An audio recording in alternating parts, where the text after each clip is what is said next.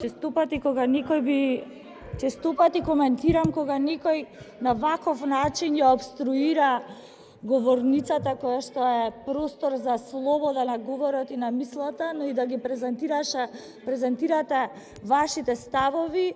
Во принцип не враќам заради тоа што сметам дека не е тоа нивото на комуникација, но затоа вие тоа би требало удобно да го научите, бидејќи сте просветен чином работник, а никако тоа сте го заборавиле кога сте дошле овде како пратеник.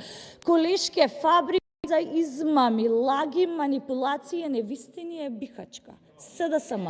Пред неколку дена Основен суд Скопје потврди, донесе пресуда во полза на председателот Мицковски за вашите лаги, за вашите клевети, манипулации, невистини кои што беа фабрикувани токму од вашиот штаб.